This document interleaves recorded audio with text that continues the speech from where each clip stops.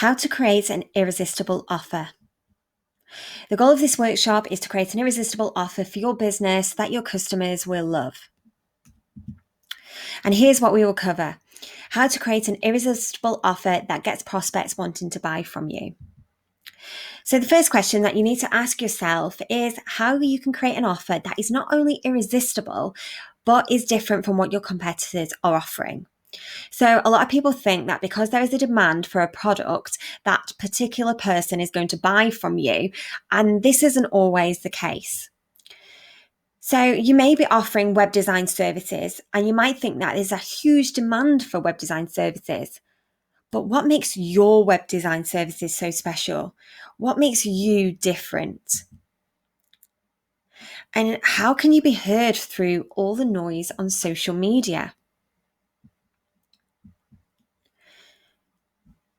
So your USP, a unique selling proposition, is all about what makes your business unique in comparison to your competitors.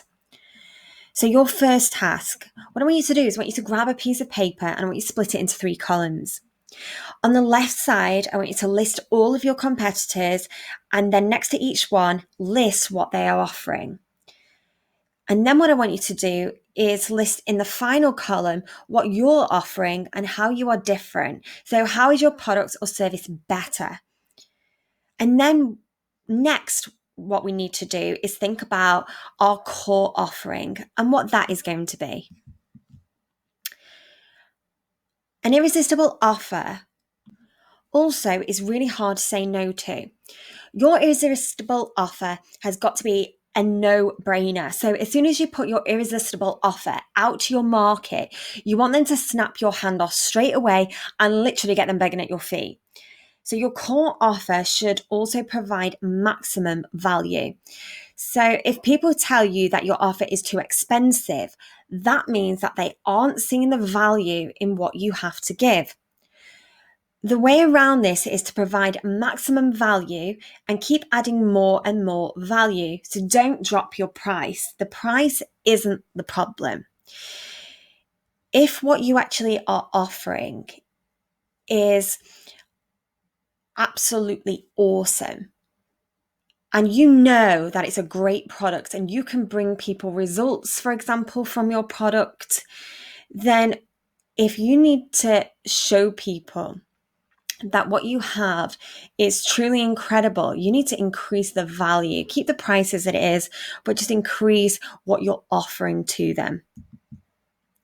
Guarantee. So adding things like a money back guarantee can also make your offer a lot more appealing to your audience. So I tend to personally comply with a consumer law in the UK. So for online digital products, it's a minimum of 14 days money back guarantee, or you can provide up to 28 days if you're feeling extra generous. So I think this is really great to be able to offer something, an incentive. So, if somebody actually downloads your program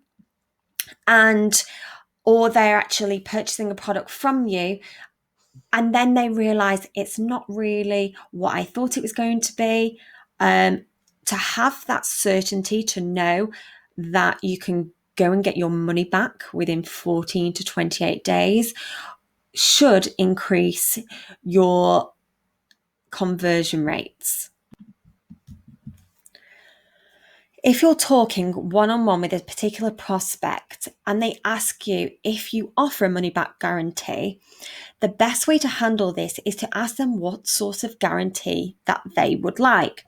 So rather than assuming what kind of guarantee your prospect wants, ask them. So the reality is that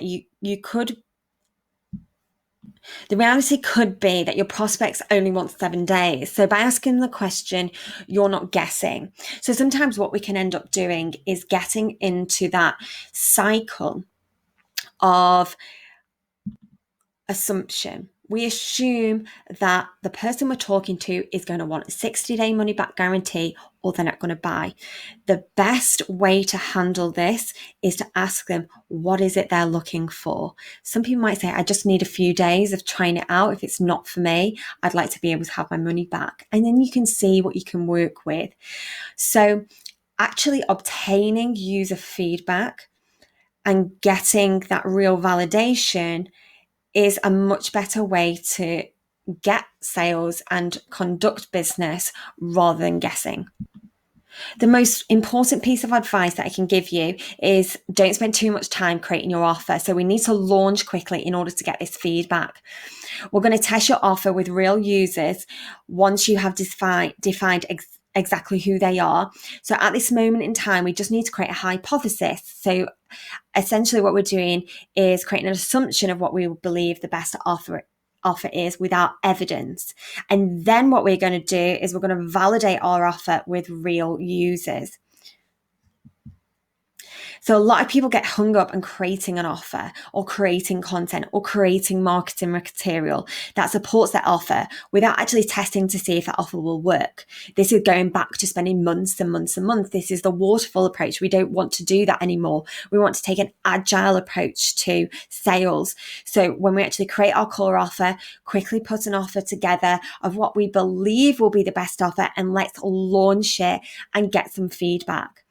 So at this moment, all you're simply going to do is create a hypothesis and you're going to test it. So your homework. So you need to think about what your core offer is going to be. Maybe you know it. Maybe you need to refine it. Maybe you don't have any idea at this moment. You need to kind of do some groundwork. Then see if your offer is going to have any additional services to them. Are there going to be sub offers? And what is your USP? What makes you so different? So going back to that web company, don't just assume that people are going to buy from you because other people are already buying from others. You've got to stand out from the crowd. What's going to make them come to you? How are you going to pull them in?